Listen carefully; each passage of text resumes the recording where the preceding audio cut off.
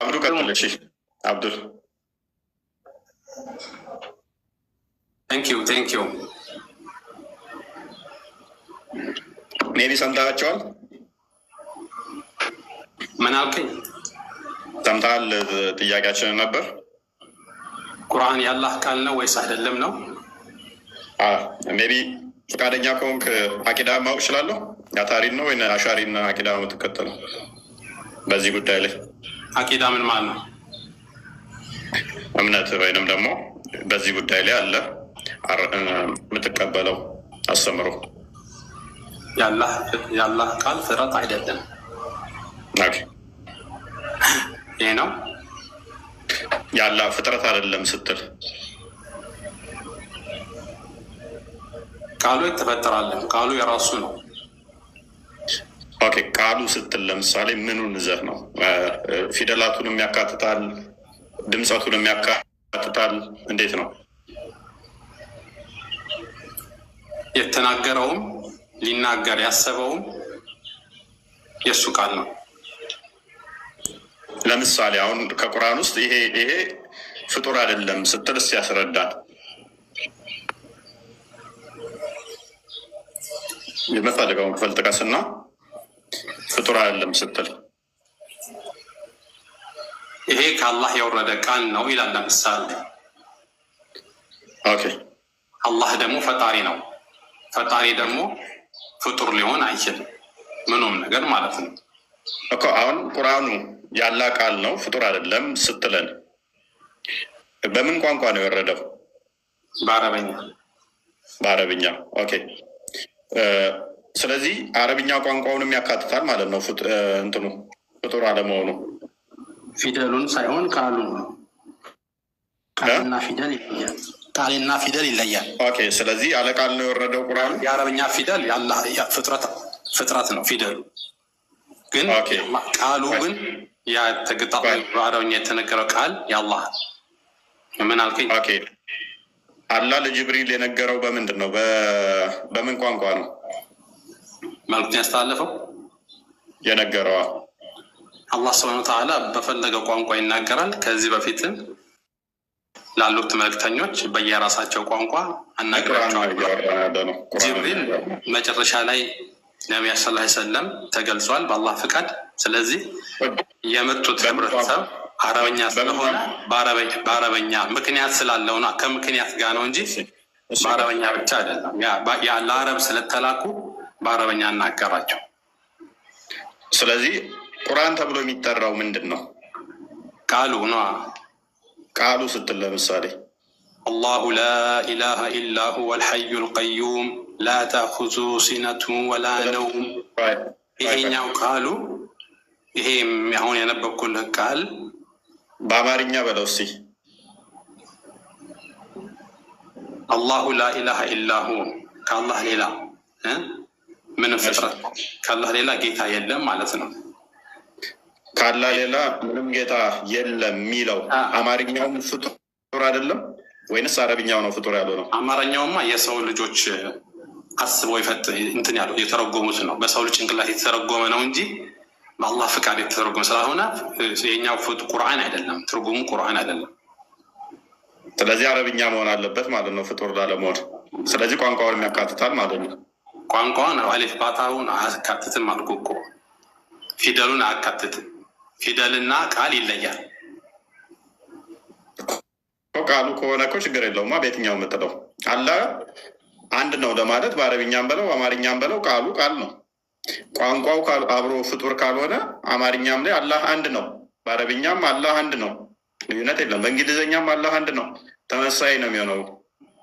ስለዚህ ቋንቋውን ማያካትት ከሆነ ቋንቋው ፍጡር ከሆነ በአማርኛም በእንግሊዝኛም በኦሮምኛም በትግርኛም ብትለው ተመሳሳይ ነው የሚሆነው። መልእክቱ ነው ፍጡር ያልሆነው እያልክ ነው፣ ቃሉ ሳይሆን። መልእክቱ ከሆነ ደግሞ አላህ አንድ ቃሉን ነው እንጂ ቋንቋን አይደለም አልኩ። ቃሉ እኮ አለ ቋንቋ እኮ አይኖርም ወንድማችን። ቃሉ ከቋንቋ የአረበኛ ቋንቋ ሁሉ በዛ አይነት አንተ የምትለው ፍጡር ነው የምትለው ማለት ነው ማለት የአረበኛ ተናጋሪዎች በጠቅላላ አሉ። ለምሳሌ እንደዛ ከሆነ እነሱን እንዴት ነው የምታስባቸው አንተ? እንዴት ነው የምታስባቸው ማለት ከአላህ ጋር እኩል እያደረጋቸው ነው የሚናገሩትን ቃል። አንተ ነህ እኮ እንደዛ ብለህ የምትረዳቸው። ምክንያቱም ለምሳሌ ቁርአን ውስጥ ያሉ ቃላቶች ፍጡር አይደሉም ብለህ ነው የምታምነው አይደለ? ለምሳሌ በቁርአን ውስጥ የተጠቀሱት ቃላቶች ፍጡር አይደሉም ያላ ቃል ናቸው ብለህ ባህሪው ነው ፍጡር አይደለም። መልካም ተስማማው። እንደያ ከሆነ መለወጥም አይችልም ሊለወጥም አይችልም አይደለ? ዊች ሚንስ ፍጡራን ሊቀይሩት አይችሉም። የሱን ቃል ባህሪው ሊቀየር አይችልም። ኦልሬዲ አስቀድሞ ነበረ፣ ግዴታ ይሆናል አይደለ? የአላህን ቃል ሊለውጥ አይችልም ማንም ሰው። ምክንያቱም ለምሳሌ አላህ ስብሐነ ወተዓላ በእኔ ያመነ በብቸኝነት የመሰከረ በላኳቸው ሁሉ ነቢያቶች ያመነ ጀነት አስገባዋለሁ ብሎ ቃል ይገባል። ያን ቃል ማንም መጥቶ ሊሽር አይችልም። መልካም እሱ ችግር የለውም። እሱ አሁን የአንተ ምርጫ ላይ የተጠጋ ነው። ማለትም ካመንክ ያገነት ትገባለህ፣ ካመንክ ደግሞ ጋነም ትገባለህ። ቺዝ የአንተ ምርጫ የሰጠ ነው። ገብተዋል አባባሌ? ያ ቃሉ ግን ማንም ሊቀይረው አይችልም። የእሱን ቃል ራይት፣ ያ የገባውን ቃል ማንም አለውጠውም። መልካም። በዚሁ መሰረት እስቲ ሱራ 108 አንዴ እንመልከተው። እስቲ አንዴ ቃል ክፈትልን። 108 አንዴ ሄድና እሺ በቀራ አንዴ እቀጥላለሁ። አንተ ጋር ቆይ ዋብያ።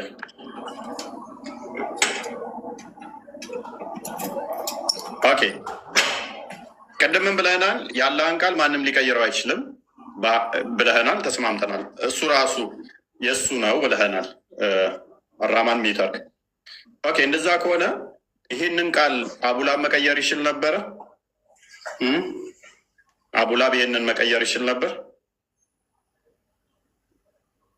ተበት የዳ አቢ ለሃቢ ወተብ ተበት ያድን አቡላብ መቀየር ይችል ነበር? በምን ነው የሚቀየረው? ጽፎ ነው። ፕሊስ አራማን ሚተርክ ያላ ቃል እሱን የእሱ ነው። ስለዚህ ምንም ፍጡር ሊቀይረውም አይችልም ሊለወጥም አይችልም፣ ፍጡርም አይደለም ብለህናል። ያላ ቃል ፍጡር ካልሆነ ማንም ሊቀይረውም አይችልም ከሆነ ፍጥረት ከነ ሊቀይሩት ማይችሉ ባህሪ የእሱ እስከሆነ ድረስ አሁን ተበት ያድን ወይም ደግሞ የአቡላብ ሁለት እጆች ከሰሩ ጠፉ፣ እርሱም እንጨት ተሸካሚ ስትሆን ሚስቱም ከጭርት የሆነች ጋነም ትገባለች የሚለውን አላህ የራሱ ከሆነ ማንም ፍጡር ሊቀይረው ማይችል ከሆነ ፍጡርም ካልሆነ ይሄ አቡላብ መቀየር አይችልም፣ ነፃ ምርጫም የለውም ነበር ማለት ነው። ተረገማ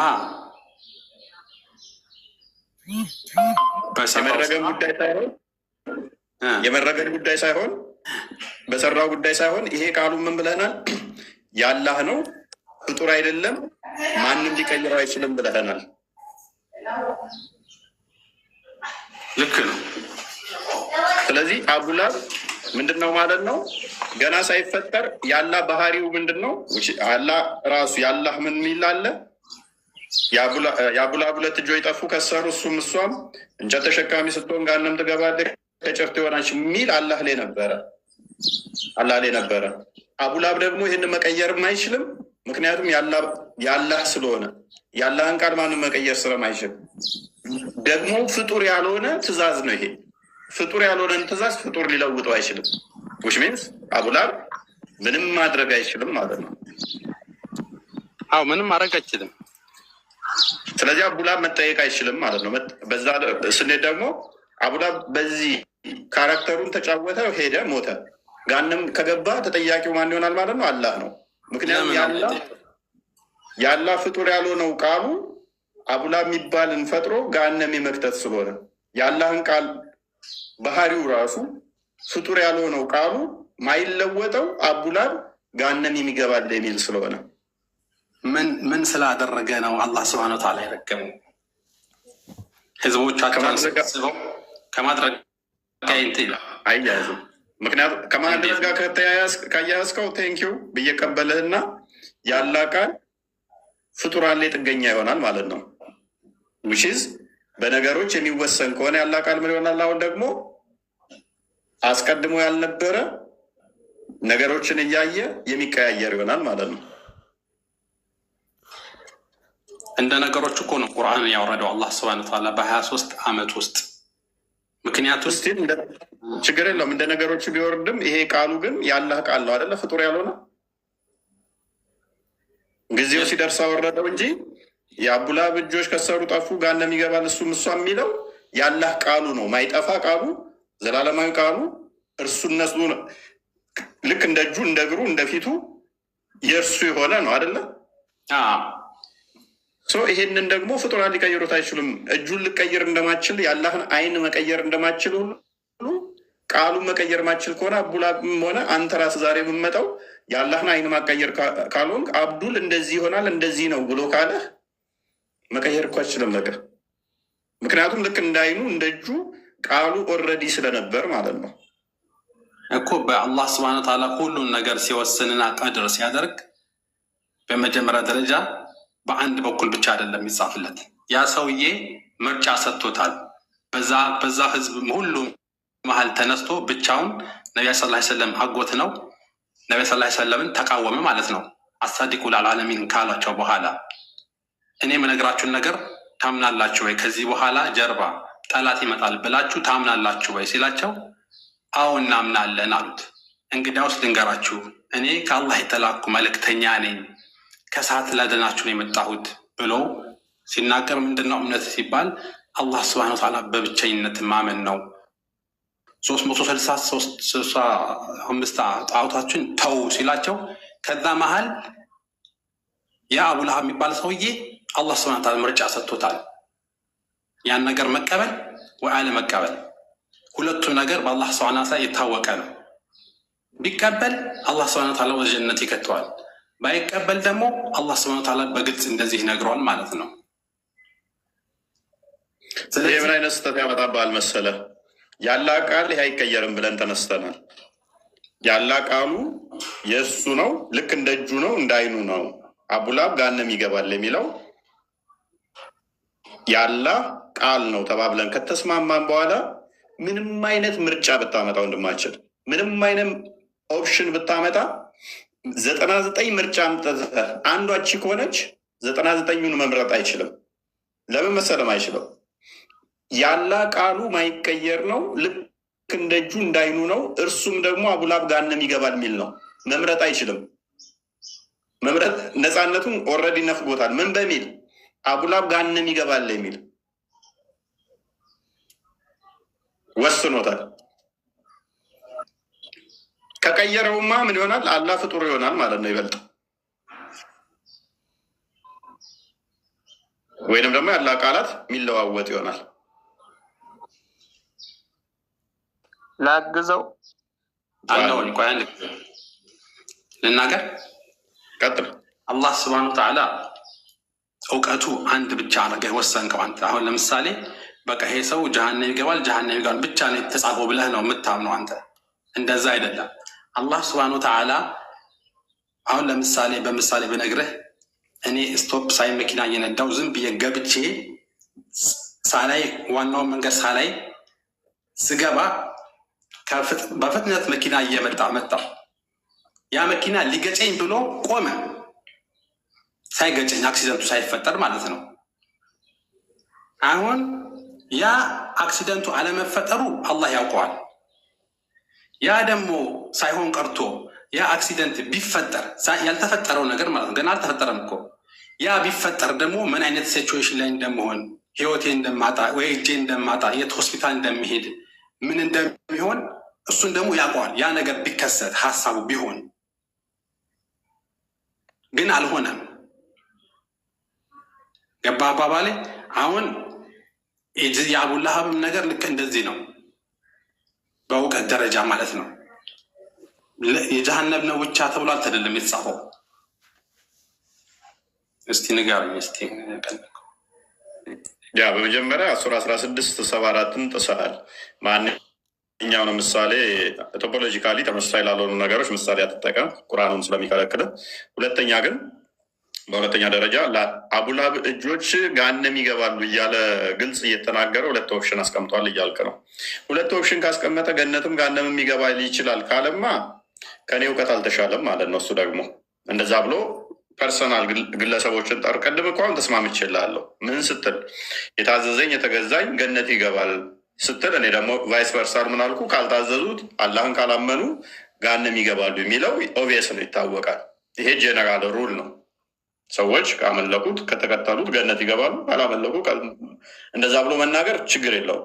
ስፔሲፊክ የሰውየውን ስም ጠርተህ ግን ባህሪው በሆነ ቃሉ የእርሱ በሆነ ቃል ልክ እንዳይኑ እንደ እጁ እከሌ ገሃነም ይገባል ብለህ ካልክ በኋላ ምርጫ አለው ማለት አትችልም። መምረጥ አይችልም ሰውየው ከዛ በኋላ። ምክንያቱም ያ ፍጡር ያልሆነው ቃሉን ፍጡር የሆነው ሰውዬ ሊቀይር ስለማይችል ምንም አማራጭ ስለሌለው እንደማይቀይርም እኮ ሰሃቦች እኮ አንተ በህይወት ዘመኑ ኑሯል። ያ ነገር ከተፈጠረ በኋላ በውሸት እንኳን መስክር፣ በውሸት ላኢላሃ ኢለላህ መሐመድ ረሱሉላህ ብለህ ይሄኛውን የተፈረደበትን የጀሃነም የተባለውን ነገር እስቲ ውሸት አስተባብል አሉት። ግን እሱ በህይወት ዘመኑ እየኖረ ያችን ላኢላሃ ኢለላህ ቃል እስኪሞት ድረስ አላለም። ይሄ አንደኛው እንደውም የአላህ ሱብሃነሁ ወተዓላ መናገሩ ነው። ይሄንኛ አዋጣህም ፎልሲፊኬሽን ቴስት ይባላል። ይሄ ፎልሲፊኬሽን ቴስት ውስጥ ተገባ መልሶ ሙሐመድ ፎልስ ይሆናል፣ ስህተተኛ ይሆናል። ለምሳሌ እናንተ የምትገዙትን እኔ አልገዛም፣ እኔ መገዛውን እናንተ አትገዙም ብሎ ነበር ሙሐመድ። ከዛ በኋላ ግን ጣዖታውያን ሙሐመድ የሚገዛውን የተገዙት ብዙ አሉ። እናንተ የምትገዙትን አልገዛም፣ እኔ የምገዛውን እናንተ አትገዙ ካላቸው በኋላ የተገዙታሉ። ይሄንን ፎልሲፊኬሽን ቴስት በሚባለው ሎጂክ ኬርክ ሙሐመድ መልሶ በዚህኛው ይመጣል። ፕላስ ደግሞ እብለትን በቀጣጠፈ በሙሐመድ ላይ የሚለው ሱራ 6:93 ወይም 92 አካባቢ ላይ ሙሐመድን ከጻፍኩለት ውጭ አያውቅም የሚለው ከዛ ቁርአንን እኔ ሲጽፍለት የነበረው ወደ ከእስልምና የወጣውና